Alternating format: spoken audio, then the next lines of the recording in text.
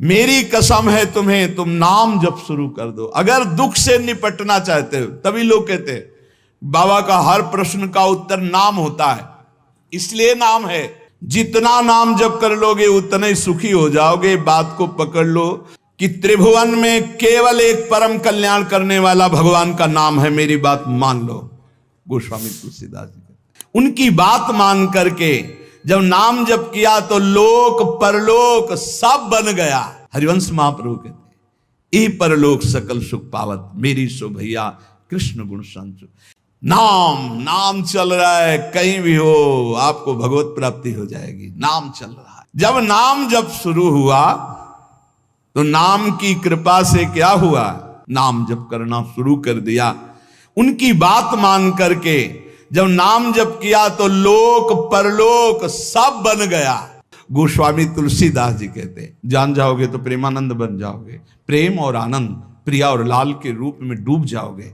नाम जप सबको भगवत प्राप्ति करा देता है। गोस्वामी श्री तुलसीदास जी महाराज विनय पत्रिका में कह रहे हैं, बहुत जोर की बात है, कह रहे हैं, मैं हाथ उठा के कहता हूं, जो स्वार्थ के मार्ग में चलने वाले हैं या परमार्थ के मार्ग में चलने वाले हैं, या आप जितने भी मुझे अपना मानते हैं संगी साथी, मैं सबसे हाथ उठा के पुकार करके घोषणा करता हूं, नाम चल रहा है, कहीं भी हो आपको भगवत प्राप्ति हो जाएगी। नाम चल रहा है। देख लो मेरा भाग्य, जन्म लेते ही माता चली गई। बड़े महापुरुषों के साथ बड़ी घटनाएं घटती हैं। जन्म लेते ही माता चली गई। अभागी जानकर पिता ने कभी प्यार नहीं किया, त्याग कर दिया।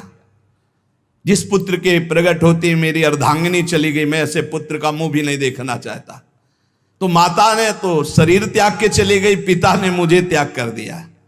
ब्रह्मा ने मुझे कुछ अभागा ही रचा है। गोस्वामी तुलसीदास जी कहते हैं बड़ा बेढप मेरे भाग्य की रचना करी। जिसके दरवाजे में खड़े हो जाते टुकड़ा नहीं देता, भगा देता। जिस दासी ने पालन पोषण किया कुछ दिन बाद वो भी पधार गई। सबको ये भ्रम हो गया कि तुलसीदास जी महाराज के लिए कि बड़ा भागा बालक है, जिसके दरवाजे पे खड़ा होगा कोई घटना घट जाएगी, कोई भोजन नहीं देता। बोले ब्रह्मा ने कुछ भाग्य ही ऐसा रचा था। अब जो मुझे समझ में आया कि मेरा जो भाग्य बदला वो राम नाम से, राम राम राम। पकड़ो बात को, पकड़ो। अब तो कोई कोई कहता है कि तुलसी राम का है। अब अभाग्य मिट गया। बड़े बड़े बादशाह ताज उतार कर रखते हैं। जानते हो ये सब क्यों हो रहा है? क्योंकि हमने राम नाम का आश्रय ले लिया। अब खूब राम राम राम राम जपता हूं, उसका परिणाम हुआ कि सब कोई सम्मान देता है, सब ताज उतार के रख रहे हैं, प्रणाम नमस्कार दुनिया वाह वाह। क्यों? क्योंकि राम राम जपता हूं, राम का हूं, इसलिए। बात समझो। अगर पकड़ पाओ, कह रहे हाथ उठा के कह रहा हूं, जन्म से अभागा कहा गया, मां पधार गई, पिता त्याग दिया। संसार के लोग कहते अभागा है, लेकिन राम नाम का प्रताप ऐसा उदय हुआ। मोहू से को कहत राम ही को सो प्रसंग कह के रे। उसी नाम के बल से लोग अब कहने लगे तुलसी तो राम का है। जब मैं राम नाम का आश्रय नहीं लिए था तब पेट भरने के लिए द्वार द्वार पर ललचा कर भूख से व्याकुल होकर खड़ा होता। उस समय मेरी दशा मुझे याद है कि अगर दुख देखे तो दुखी हो जाए, ऐसी मेरी दशा थी। बालक अवस्था, भूख से व्याकुल, दूसरे के दरवाजे पे खड़ा और धक्का मार के लोग भगा देते, अभागी है। जब नाम जब शुरू हुआ तो नाम की कृपा से क्या हुआ कि बबूल और बहेड़े के जो वृक्ष थे अब उनमें आम लग गया। मान लो मेरा जीवन बबूल का पेड़ था, बहेड़े का पेड़ अपवित्र माना जाता, लेकिन उसमें आम लग सकता है, लेकिन लग गया क्योंकि मेरा जीवन ऐसा था। आज परमानंद की बाढ़ आ रही। बोले वे किसके बल से? बोले राम राम राम नाम के बल से आई। नाम प्रसाद लहत रसाल फल, रसाल माने आम का फल। अब हो बबूर बहेरे। पहले तो मैं कैसा था? बोले बबूल का पेड़, काटा ही उगेगा, दुख ही मिलेगा। और जब नाम का जप शुरू किया तो उसी बबूल में रसाल लग गया आम का फल, अर्थात महान आनंद। साधत साधु लोक परलोक ही, सुनि गुनि जतन घनेरे, तुलसी के अवलंब नाम को एक गांठ कई फेरे। नाम राम राव रोई हित मेरे। संत जनों ने, शास्त्रों ने जब कहा कि जीव के समस्त दुखों को मिटाने में समर्थ है नाम, बस उसके अनुसार हमने पकड़ लिया, नाम जप करना शुरू कर दिया। उनकी बात मान करके जब नाम जप किया तो लोक परलोक सब बन गया। हरिवंश महाप्रभु कहते ई परलोक सकल सुख पावत, मेरी सो भैया कृष्ण गुण संचु। इस लोक और परलोक में समस्त सुख आपका वर्ण कर लेंगे, मेरी बात मान लो, मेरी कसम है तुम्हें, तुम नाम जप शुरू कर दो। अगर दुख से निपटना चाहते हो, तभी लोग कहते हैं बाबा का हर प्रश्न का उत्तर नाम होता है। इसलिए नाम है कि एकमात्र समर्थ नाम है जो सारे पापों को मिटा दे। पापों से ही दुख मिलता है। ऐसा कोई पुण्य नहीं है जो इतना समर्थ हो कि हमारे जमा के जमा गोदाम पापों को नष्ट कर दे। वो नाम, नाम संकीर्तनम यस्य सर्व पाप नाश, समस्त पापों का नाश नाम से।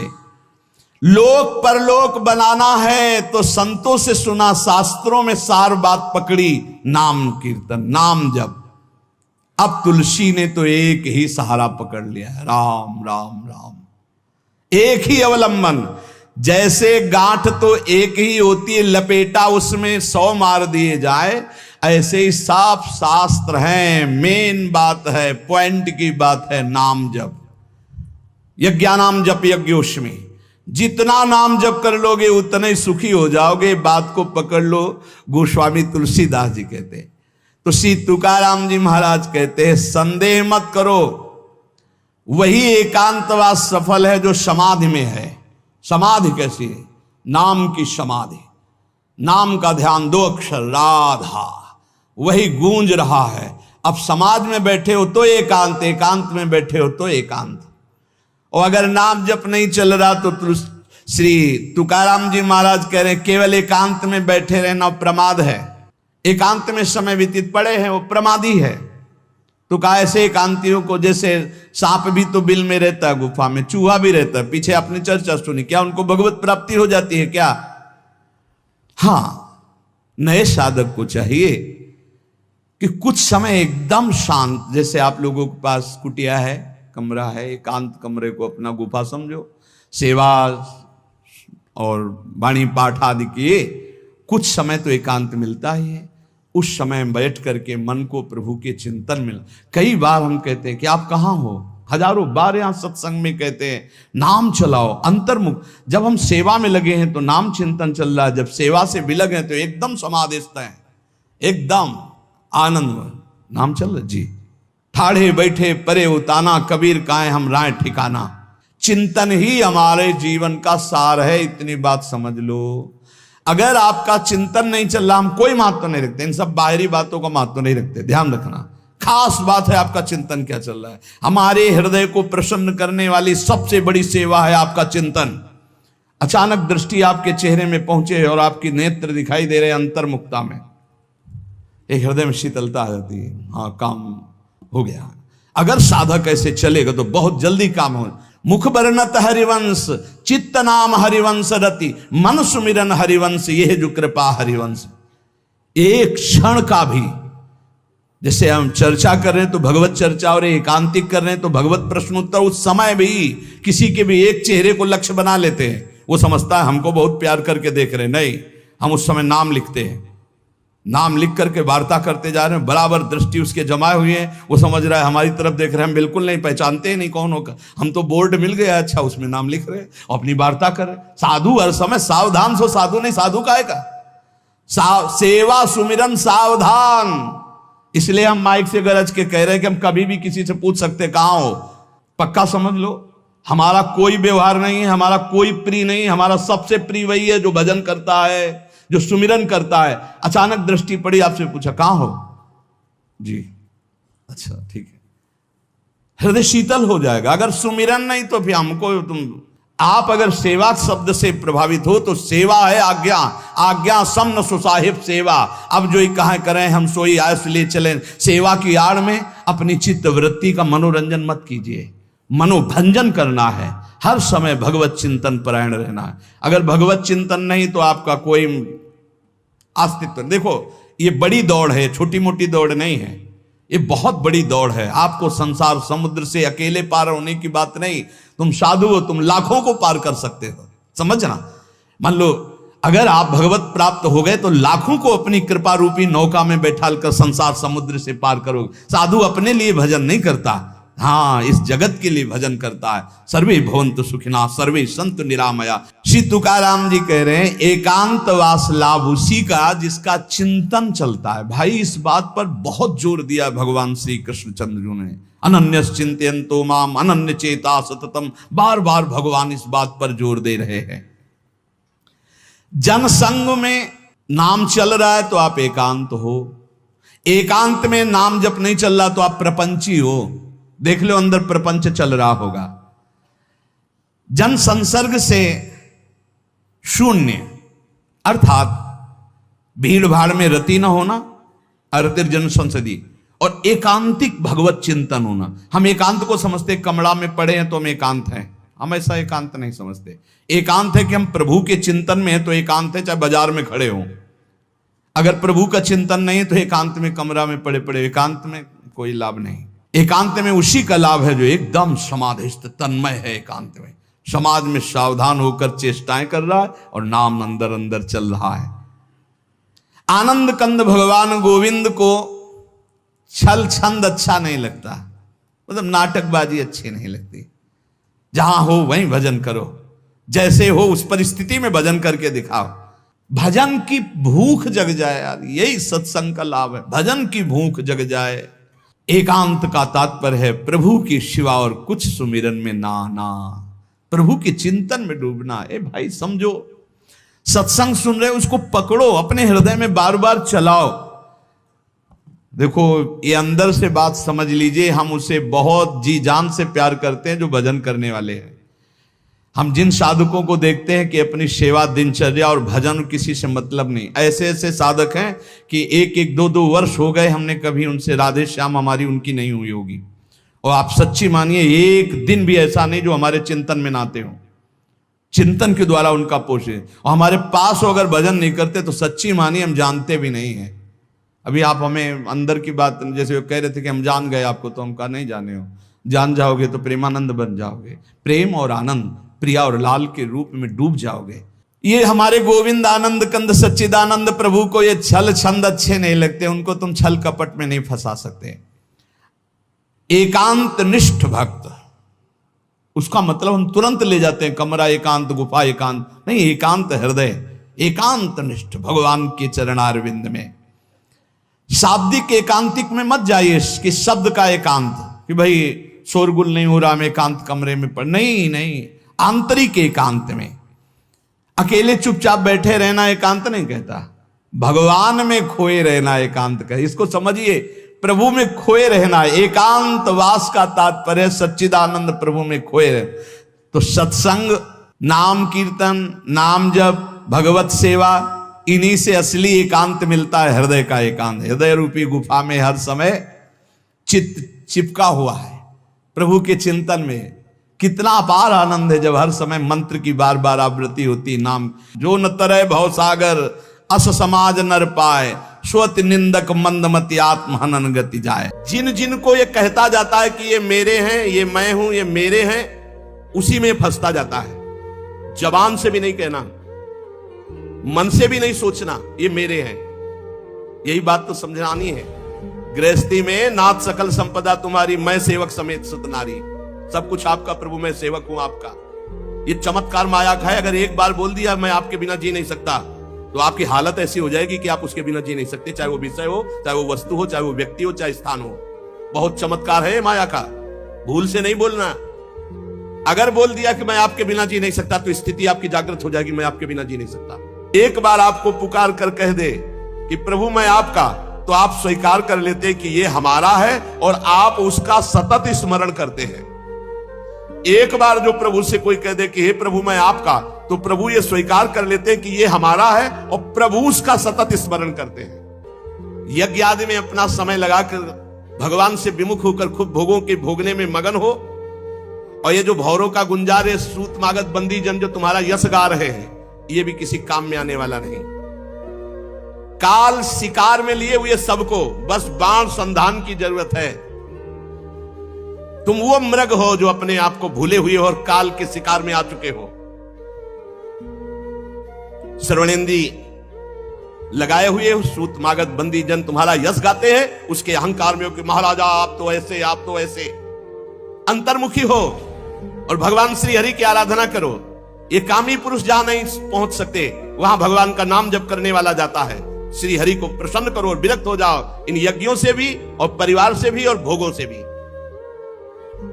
राजा प्राचीन बरहीर ने कहा, भगवान कृपा कृपा कृपा, मेरे तो ज्ञान चक्षु खुल गए आपके उपदेश से, इसीलिए सत्संग के समान न तुम मर्त्यलोक के सुख को, न देवलोक के सुख को और न मोक्ष के सुख को। तात स्वर्ग अपवर्ग सुख धरी तुलाए कंग, तुलनताए सकल मिली जो सुख लव सत्संग।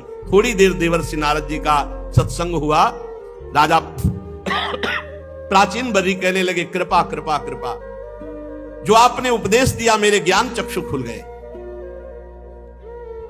अभी तक मैं जिनको अपना उपदेशक गुरु मानता रहा, इन आचार्यों को भी निश्चित परम तत्व का ज्ञान नहीं है।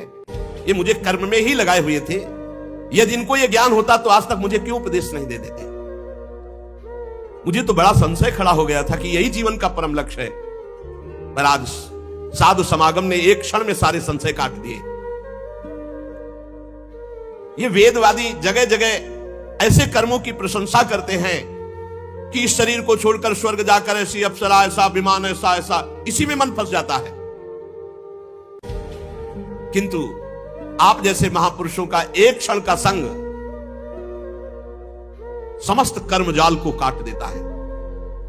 नारद जी ने कहा, राजन, स्थूल शरीर सूक्ष्म शरीर के अधीन है और स्थूल सूक्ष्म दोनों मिलकर कर्म करते हैं। स्थूल शरीर यही छूट जाता है और जीवात्मा को सूक्ष्म शरीर के साथ जाकर भोगना पड़ता है। मरने के बाद भी सूक्ष्म शरीर रहता है, परलोक में उसे दुख या सुख भोगना पड़ता है। इसलिए जीवित अवस्था में शरीर का अभिमान त्याग कर दो।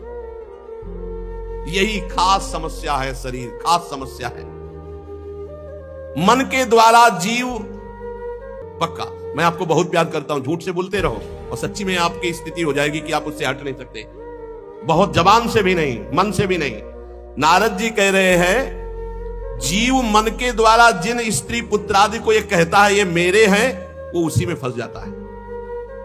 फिर उनके लिए किए हुए पाप पुण्य आदि कर्मों को वो ऊपर जाकर अकेला भोगता है, कोई साथ नहीं होता। फिर उसको कर्मों के भोग जो शेष बचते हैं उसे फिर जन्म लेना पड़ता है। ज्ञानेंद्री, कर्मेंद्री और चित्त की दशा, ये बूढ़े अवस्था में अनुमान हो जाता है कि इसका जन्म किस योनि में होगा। विद्वान जो भगवत अनुरागी, भगवत मार्ग, वो देख के बता सकता है अगला जन्म इसका किस योनि का होगा। ज्ञानेंद्री, कर्मेंद्री और चित्त की चेष्टा, ज्ञानेंद्री कर्मेंद्री दो बाह्य चेष्टाओं से और चित्त की दशा से पता चल जाएगा जब वाणी से बोलेगा इसका जन्म किस योनि में होगा। देवर्षि नारद जी कह रहे, ये अनुमान किया जा सकता है। चित्त की वृत्ति ही आगे के जन्म को, और अगर चित्त की वृत्ति ही गायब हो गई, भगवदाकार हो गई, तो खत्म हो गया जन्म। जैसे कहते हैं अब हमारा जन्म नहीं हो, उसको पता है क्योंकि देख रहा है, अंदर से आ जाता है। जैसे हम भोजन पाके तरफ हुए तो अंदर से आता है ना, अब हमारा काम हो गया, अब हमें भोजन नहीं चाहिए। ऐसे ही अब कृत्य भयो में अंदर से आ जाता है, अब हमारा जन्म नहीं होगा। ये तुम निश्चय मानो, सूक्ष्म शरीर जब तक है तब तक जीव को जन्म मरण के चक्कर में जाना पड़ेगा। स्थूल तो यही छूट जाता है। ये सूक्ष्म शरीर बदलना है, सूक्ष्म शरीर, मन बुद्धि चित्त अहंकार इंद्रिया, राधा राधा राधा राधा राधा, वो बदलेगा। मन राधा में, बुद्धि राधा में, चित्त राधा में, अहम राधा के चरणारविंद में समर्पित। और ज्ञानी दृष्टा भाव साक्षी भाव को सिद्ध करके वो अपने स्वरूप में स्थित हो जाता है इनका, तो ये संकल्प विकल्प रहित होकर अंतःकरण लय हो जाता है, रहता ही नहीं। लिंग शरीर ही नष्ट हो जाता है, सूक्ष्म शरीर ही नष्ट हो जाता है, वो जीवन मोक्ष को प्राप्त हो जाता है। तुम्हारा कल्याण हो। तत्ववेत्ताओं की शरण लेने वाले को विदेह मुक्ति प्राप्त होती है। राजन, मन और इंद्रियों के द्वारा अनुभव में आने वाले पदार्थों को बार बार भोगने की इच्छा का त्याग कर दो, अभी भगवत तत्व का अनुभव हो जाएगा। यही इच्छा भगवत तत्व का अनुभव नहीं होने देती। जिस समय दृष्टि भगवदाकार हो जाती तो संपूर्ण संसार भगवान में दिखाई देने लगता है। राजन, ये गुणों का चक्र किसी को नहीं बख्शता, सबको अपने अधीन किए हुए है। इसलिए नाम जप करो, गुणों से बच जाओगे। यही डर है डर हरिवंश ही तिजनो भ्रमय गुण सलिर पर, जी नामन मंगल लोक तिर सुहरिपद भजु न विलंब करी। पंच तन्मात्राओं से बना हुआ 16 तत्वों के रूप में विकसित ये त्रिगुणमय लिंग शरीर, इसी में चेतना जीव तन्मयता कर लेता है और वो बार बार जन्म मरण को प्राप्त होता है। इसी को मिटाना है। तुम तृष्णा छोड़ो, मरण काल तुम्हारा उपस्थित होने वाला है। बड़ी कृपा है जो सूचना मिल जाए। दूसरा शरीर प्राप्त करने की इच्छा मत करो। इस शरीर का अभिमान छोड़ो कि मैं राजा हूं, और अपने लिंग शरीर को भजन के द्वारा भस्म कर दो, तो ये तुम्हारा आखिरी जन्म हो जाएगा। और जब जीव भोगों का चिंतन करके मरता है तो फिर अविद्यावश वो नया जन्म ग्रहण करता है। भगवत चिंतन, भोग चिंतन हटे। कर्म बंधन से छुटकारा पाना चाहते हो तो राजन भगवान श्री हरि का भजन करो। सिर्फ अब भगवान श्री हरि का भजन, हो गई बहुत यज्ञ और सब। श्री मैत्री जी कहते, विदुर जी, जब भक्त श्रेष्ठ नारद जी ने राजा प्राचीन बर्हि को ऐसा उपदेश किया और कहा श्रीहरि के भजन में लगो और अंतर ध्यान हो गए, तो प्राचीन बर्हि जी भगवान कपिल देव जी के आश्रम में गए और समस्त राजपाट आसक्ति सबको छोड़ करके एकाग्र मन से भगवान का भजन किया और भगवान के सारूप्य परम पद को प्राप्त हुए, सारूप्य मोक्ष को प्राप्त हुए। देवर्षि नारद जी के मुख से निकला हुआ ये भगवत यश पुरंजनोपाख्यान जो सुनेगा, मनन करेगा, उसकी भगवान श्री हरि में भक्ति हो जाएगी। यदि इस कथा को सुन करके और संसार चक्र से भटकना नहीं मिटा तो तुमने सुना ही नहीं। एक बात केवल पकड़ लो, नाम जप हर समय करो, हर समय नाम जप। यही बहुत भयमय संसार है, बहुत भयमय। हमारी प्रार्थना मान लीजिए जितना समय है इधर उधर छोटे मोटे कार्यों में मत, जो गृहस्थी के कार्य कर रहे हो भगवत अर्पित करो, नाम जप, नाम जप। देवर्षि नारद जी ने क्या बताया, इतने बड़े याज्ञिक प्राचीन बर्हि जी, इतने बड़े याज्ञिक कि पूरे भारत भूमि में कोई इतनी जगह नहीं रह गई थी जहां यज्ञ ना हो। ऐसे कुशा तभी बर्हिसद इनका नाम पड़ा। नाम जप करो, ये जीवन का सार। उठते बैठते चलते फिरते खाते पीते सोते जागते नाम जप, और ये जरूर निश्चय कर लो कि मुझे भगवत प्राप्ति करनी है। इस निश्चय में बहुत बड़ी पवित्रता है। भगवत प्राप्ति करनी है, ये संकल्प करोगे, निश्चय करोगे, इसी में बहुत बड़ी पवित्रता है। ये आपको बहुत पावर देगी, बहुत सामर्थ्य देगी। प्राचीन बर्हि जी ने कपिल आश्रम में अपने शरीर को भगवत चिंतन करते हुए छोड़ा तो सारूप्य मोक्ष को प्राप्त हुए। इधर इनके पुत्र जो प्रचेतागण हैं, भगवान रुद्र ने जो उपदेश किया था, तो समुद्र में खड़े होकर के वो भगवान रुद्र के द्वारा दिए गए स्तोत्र का 10,000 वर्ष तक जप किया। इसीलिए कलयुग की जय हो। अपनी तो आयु ही 100 वर्ष है। 10,000 वर्ष तक जब तपस्या किया तो भगवान प्रसन्न हो गए और आए। गरुण जी के कंधे पर बैठे हुए श्री भगवान मानो सुमेरु के शिखर पर श्याम घटा छाई हो। सुमेरु जैसी कांति गरुण जी की और श्याम घटा कांति भगवान श्री हरि की। मनोहर पीतांबर, कंठ में कौस्तुभ मणि, अपनी दिव्य प्रभा से सब दिशाओं के अंधकार को दूर कर रहे थे। बहुत ही तेजोमय आभूषण भगवान धारण किए हुए थे। मनोहर मुखमंडल की अपूर्व शोभा थी। मस्तक पर झिलमिलाता हुआ मुकुट शोभायमान, और भगवान के जो देवता मुनि पार्षद गण वो सब हाथ जोड़े खड़े हैं।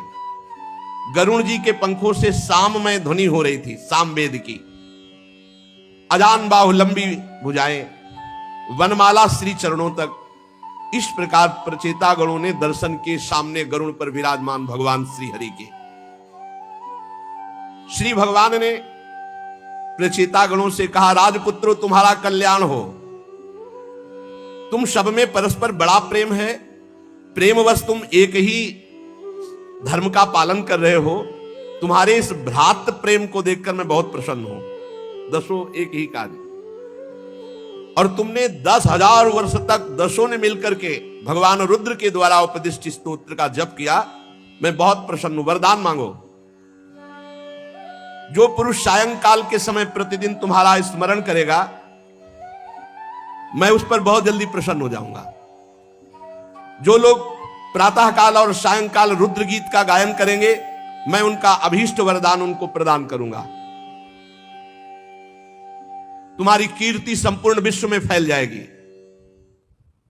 तुम्हारे एक बड़ा ही विख्यात पुत्र होगा, जो ब्रह्मा जी से किसी भी तरह कम नहीं होगा, और अपनी संतानों से तीनों लोकों को पूर्ण कर देगा।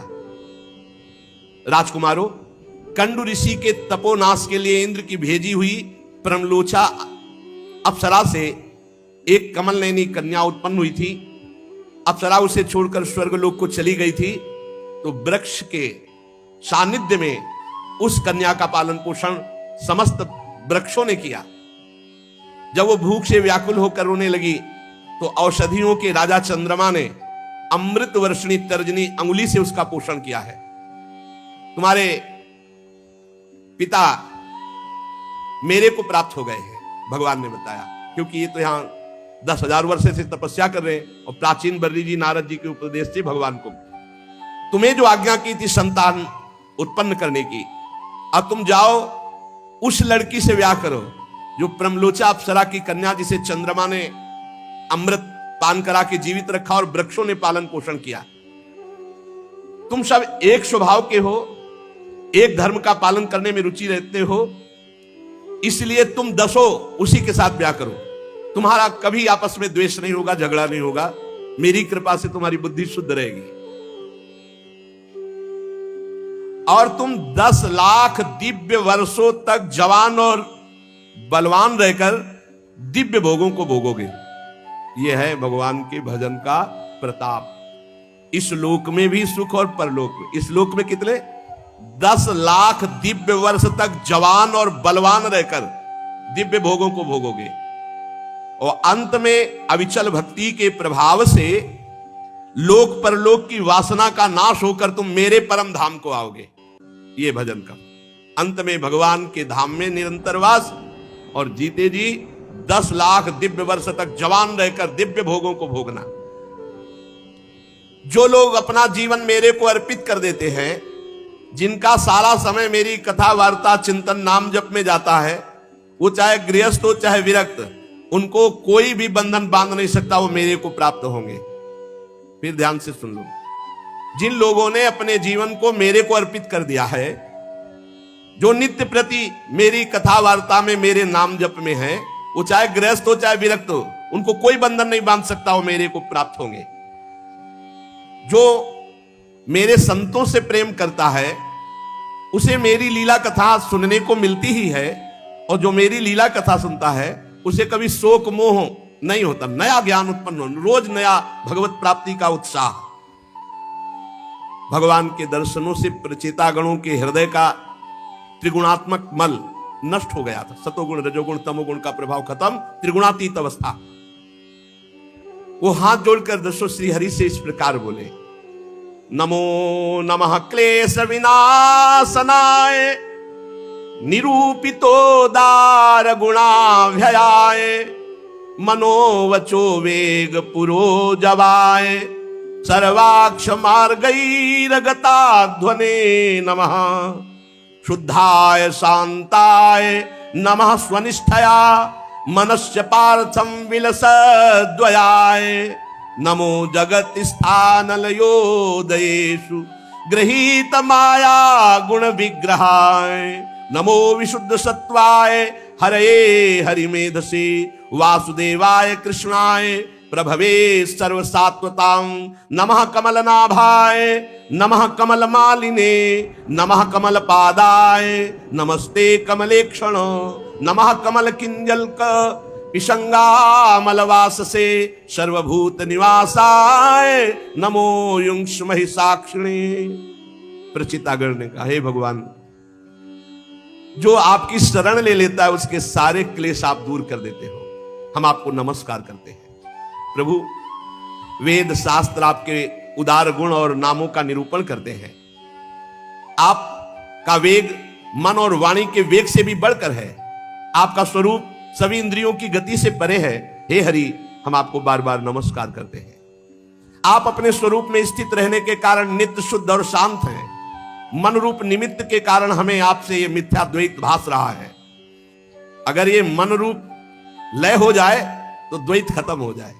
वास्तव में जगत की उत्पत्ति स्थिति लय के लिए आप माया के गुणों को स्वीकार करके ब्रह्मा विष्णु महादेव रूप धारण करते हैं। हम आपको नमस्कार करते हैं। आप विशुद्ध सत्य स्वरूप है, आपको नमस्कार करते हैं। आपका जिसको ज्ञान हो गया वो संसार बंधन से मुक्त हो गया। हे महाभागवतों के प्राण प्रिय वसुदेव नंदन भगवान श्री कृष्ण, मैं आपको नमस्कार करता हूं। आपकी नाभि से ब्रह्मांड रूप कमल प्रकट हुआ। आप कंठ में कमल कुसुमों की माला धारण करते हैं। आपके चरण कमल के समान कोमल हैं और आपके नयन भी अरविंदाक्ष, इसलिए हे कमल नयन, हम आपको नमस्कार करते हैं। आप कमल कुसुम के केसर के समान स्वच्छ पीतांबर धारण किए हुए समस्त भूतों के आश्रय स्थान सबके साक्षी हैं। हे भगवान, हम आपको नमस्कार करते हैं। प्रभु, हम पर बड़ी कृपा हुई कि आप प्रकट हो गए। अमंगलहारी मंगल भवन प्रभु, दीनों पर दया करना समर्थ पुरुषों की ऐसी कृपामयी वृत्ति होती है।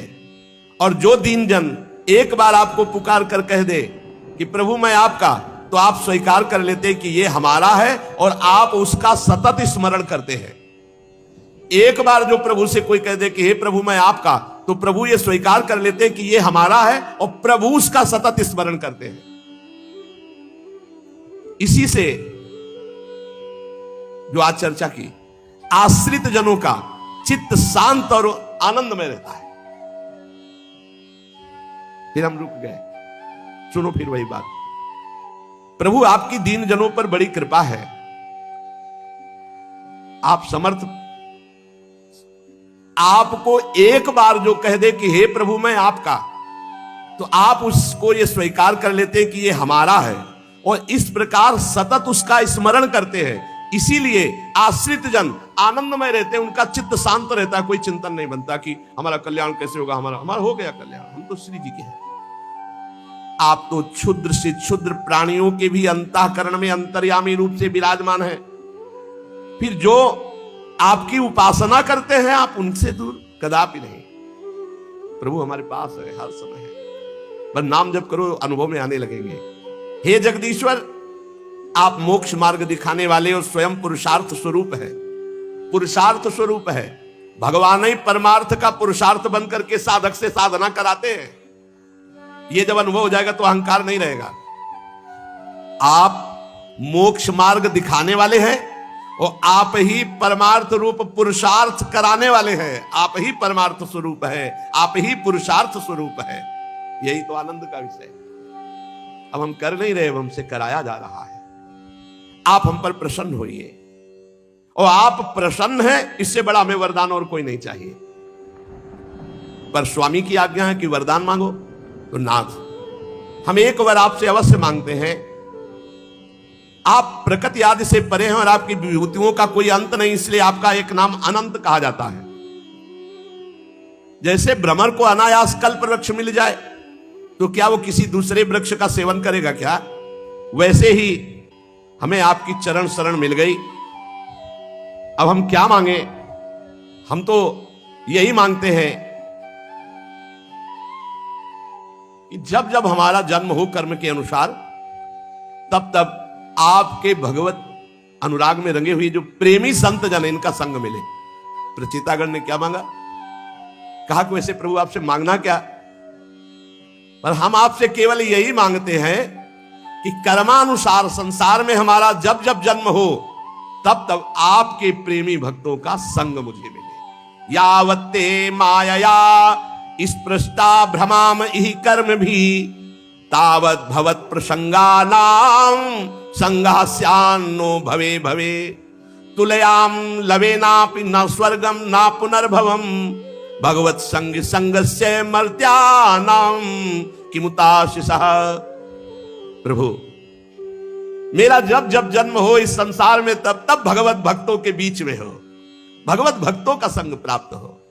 हम तो भगवत भक्तों के क्षण भर के संग के सामने स्वर्ग और मोक्ष को भी कुछ नहीं समझते, फिर मानवी भोगों की तो बात ही क्या। भगवत भक्तों के समाज में सर्वदा हे भगवान आपकी मधुर मधुर कथाएं होती रहती हैं, सिद्धांत की बातें होती रहती हैं, जिनके श्रवण मात्र से भोग तृष्णा शांत हो जाती है। प्राणियों में किसी भी प्रकार का बैर विरोध उद्वेग नहीं रह जाता जो रोज सत्संग सुनता है।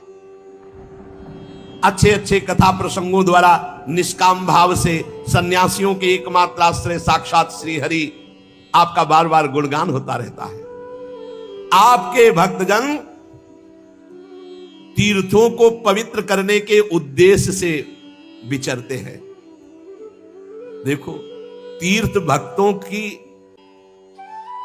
आने की बाट जो होते हैं, भक्त तीर्थों में पवित्र होने के लिए नहीं जाते, तीर्थों को पवित्र करने के लिए। तेसाम विचरताम पदभ्याम तीर्थानाम पावनेच्छया भीतस्य किम न रोचेत तावका नाम समागमः वयम तु साक्षात् भगवन् भवस्य प्रियस्य सख्युः क्षण संगमेन सुधिश्चिकित्सस्य भवस्य मृत्युर्विषक्तमं त्वाद्य गतिं गताः स्म। आपके जो भक्तजन हैं तीर्थों को पवित्र करने के उद्देश्य से पृथ्वी पर विचरते हैं। ऐसे भक्तों का समागम संसार भय का नाश करके भोगों में अरुचि पैदा कर देता है।